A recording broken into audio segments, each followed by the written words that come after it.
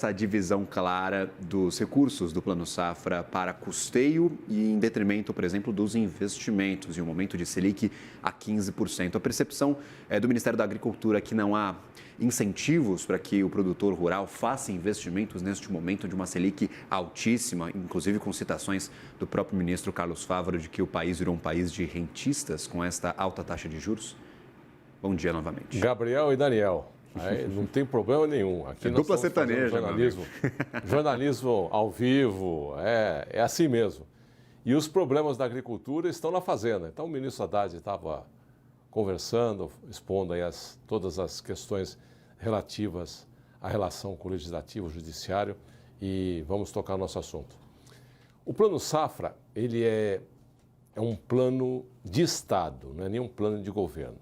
Ele existe há 35 anos, começou lá atrás com o ministro Cabreira e vem sendo o grande norteador do financiamento para esse setor que tem puxado a economia brasileira e mostrado com toda a competência do produtor rural, com todo o apoio da inovação, da tecnologia aplicada no campo, o Brasil se transformou nessa grande potência que impressiona o mundo todo. O Plano Safra é fundamental para que a atividade lá no campo, na porteira para dentro, possa ocorrer sem sobressaltos. E ele é concebido, primeiramente, conversando com todos aqueles que nos ajudam a fazer o Plano Safra. As entidades setoriais, as associações, os agentes financeiros, e todo mundo foi unânime.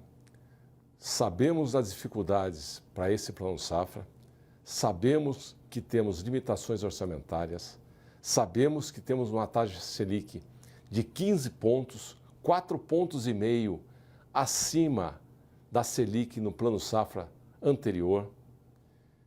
E nós colocamos aí um ponto para vocês conceberem o Plano Safra. Deem muita atenção para o custeio.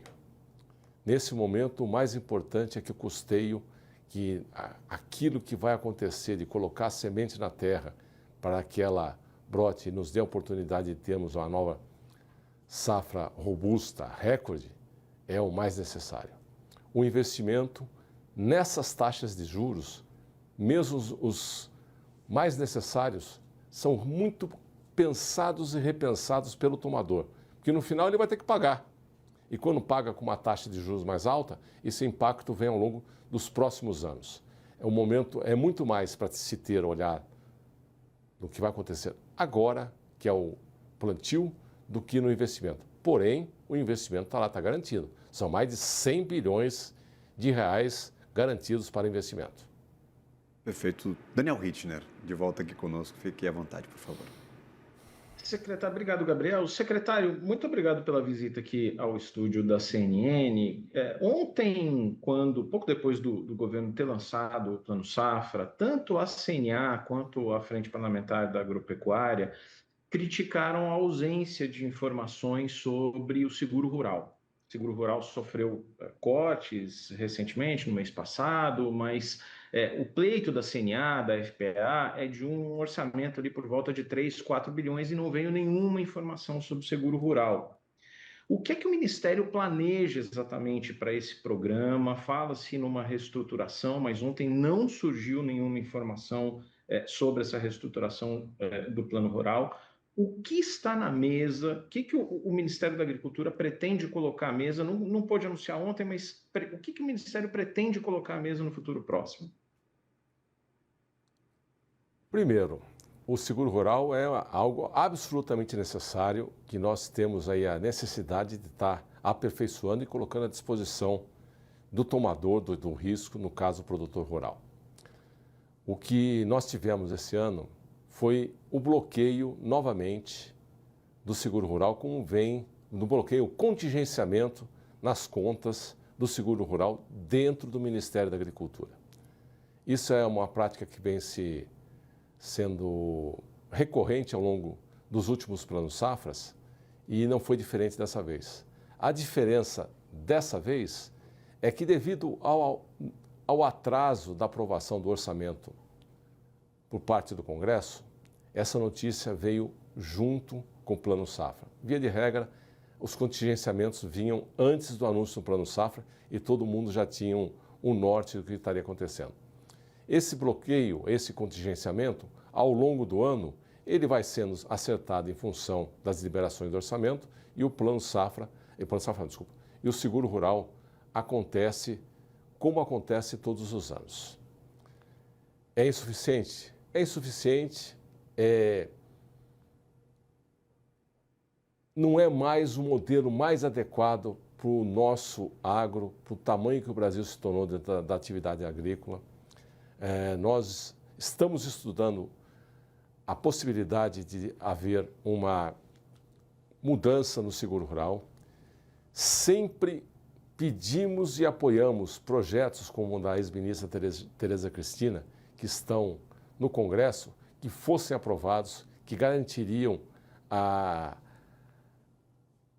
aquele recurso necessário para poder fazer a nossa parte dentro do seguro rural. Daniel, só vamos aproveitando essa deixa, essa deixa, pegando essa deixa sua, qual que é a mudança em seguro rural que o Ministério da Agricultura está avaliando atualmente?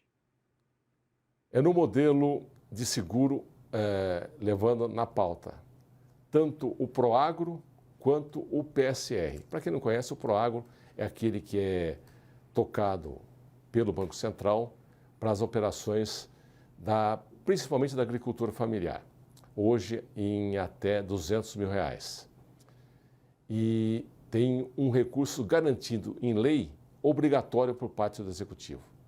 Nos anos subsequentes, houve gastos por parte do Tesouro Nacional da ordem de 10 bilhões, 6 bilhões de reais, enquanto o PSR, que é aquele que é para a agricultura empresarial, tem sido da ordem de 1 bilhão de reais. É fazer uma nova proposta juntando esses dois orçamentos e propondo uma nova alternativa de seguro. Eu sou partidário da mesma tese do ministro, a tese que o seguro tem que ser obrigatório para os recursos controlados, para que dessa forma possamos estar colocando o risco do seguro não só de uma região, mas diluído por todo o Brasil. Hoje, o que nós temos no Rio Grande do Sul nos prova que se tivéssemos um seguro mais robusto, toda essa necessidade do produtor agrícola do Rio Grande do Sul estaria resolvida por parte da pólice que ele contratou. Hoje, quem está arcando com todos esses prejuízos, basicamente, é o produtor e sendo socorrido principalmente pelo Tesouro Nacional. Também, nesse ano de 2025, foi aprovado no orçamento e foi vetado pela área econômica do governo a possibilidade de não mexer naquele recurso que estava para o seguro rural. E na última análise de vetos que houve no Congresso, isso não foi derrubado.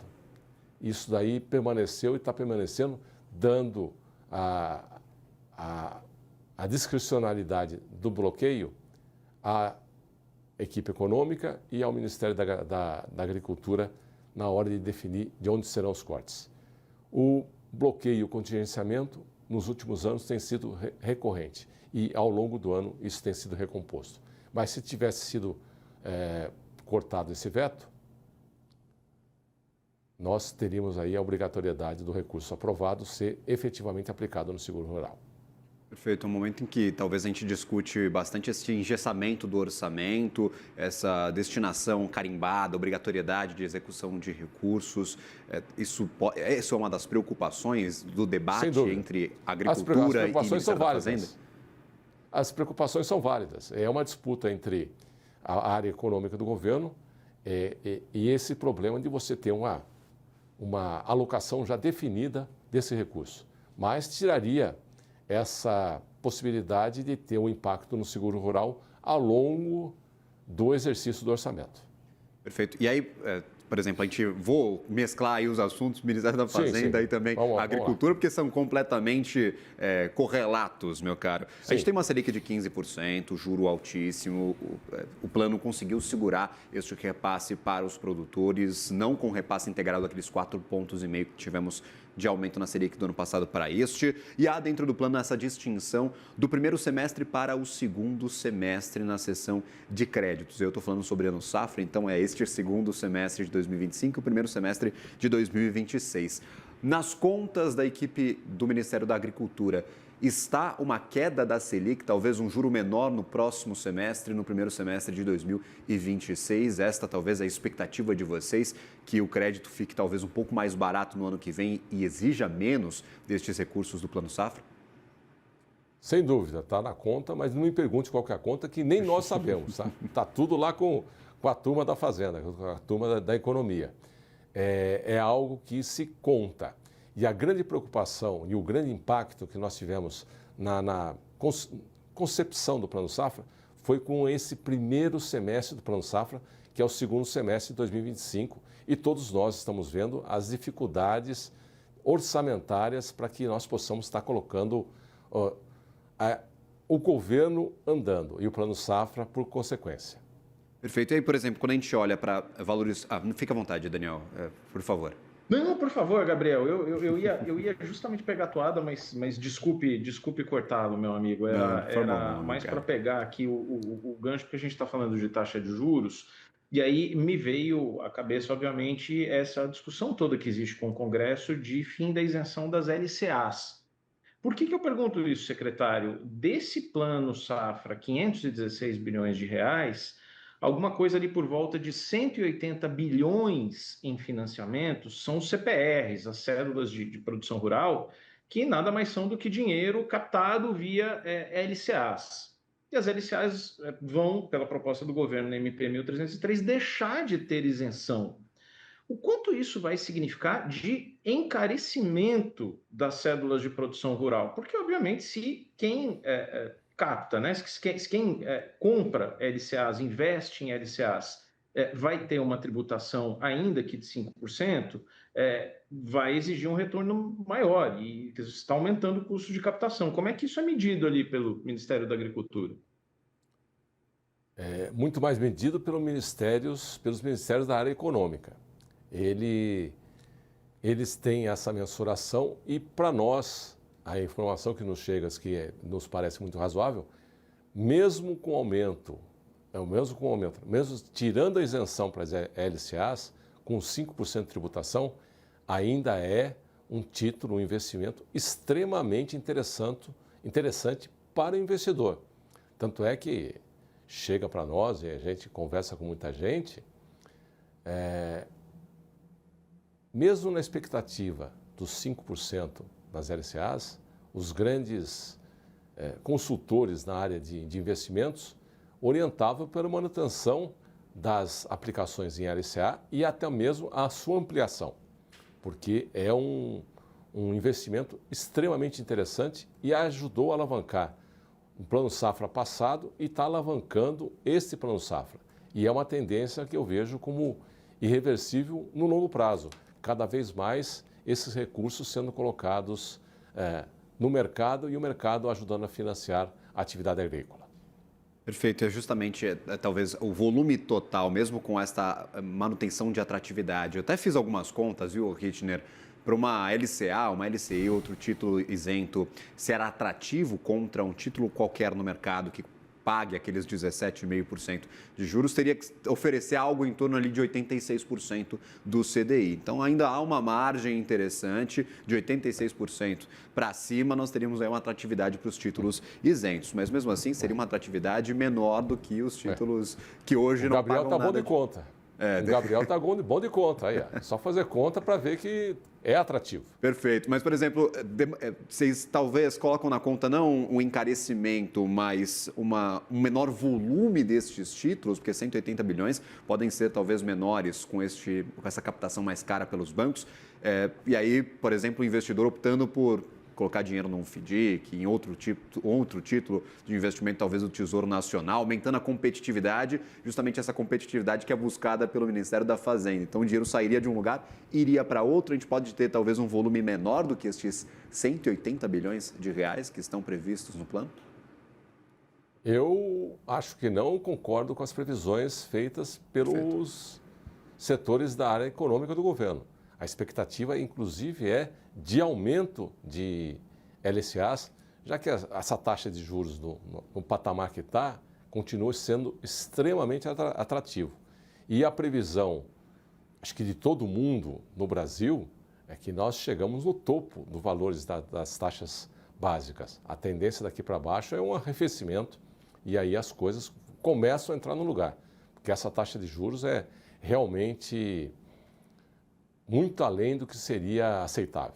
Perfeito. E aí, por exemplo, quando a gente fala especificamente sobre o Pronamp, que pode ser um dos mais afetados por essa mudança de Selic, quando a gente fala de médios e grandes produtores, parte do mercado está talvez observando lá na frente este médio e grande produtor trocando sua via de financiamento. Vocês acreditam que isso possa acontecer? O produtor médio e grande não utilizar os recursos do Plano Safra, mas sim outros recursos espalhados pelo mercado? Como é que vocês veem essa possibilidade de troca de vias de financiamento, por favor? Se ele conseguir achar no mercado algo mais barato que isso que está sendo apresentado no Plano Safra, manda bala, tem que pegar o mais barato mesmo. Mas eu acho meio improvável, hein? Meio improvável. Eu acho meio improvável. Se conseguir mais barato, manda bala. Aproveita que é uma grande oportunidade. Perfeito. Quando a gente fala, por exemplo, de Selic em 2 dígitos, secretário, essa Selic já está nos acompanhando desde 2021, quando bateu lá a primeira vez os 10% neste período mais recente da história econômica brasileira. Conforme mais Selic, uma Selic em 2 dígitos, isso acaba exigindo, claro, mais recursos do Plano Safra para equalizar estes juros, para tornar alguma coisa mais viável para o produtor. O produtor está pagando caro no seu custeio para produzir a safra. E quando vai vender, com maiores incentivos, talvez, e essas super safras, está ganhando pouco porque a commodity está barata. Então, o pessoal está meio descontente com altos custos de produção e custos mais baixos na hora de vender a commodity barata no mercado com, talvez, super safras. Inclusive, eu já escutei aí de alguns produtores palavras fortes, dizendo que super safra só é interessante para o governo. Então, a parte deste incômodo que eu vi nas reações nestes últimos dias. Há como talvez ter um plano safra eficiente que vá fazer com que o agronegócio se desenvolva e evite, por exemplo, essa altíssima inadimplência que vimos nos últimos meses, com o Selic em 2 dígitos, acima de 10%, até em 15%. O plano safra vai ser eficiente nestes cenários e parece que vai ser talvez o cenário base para o Brasil a partir de agora? Composição de preço não é única e exclusivamente do mercado interno. Eu costumo dizer que o preço dos alimentos, daquilo que é produzido, todas as commodities, ele é definido internacionalmente. Deixou de ser paroquial para ser global. É algo onde o governo não tem como interferir. E todo mundo que produz para exportação tem aí um plantel de assessores econômicos, de assessores de investimentos, fazendo previsões, e todos têm esses números muito claros na sua cabeça e na sua atividade.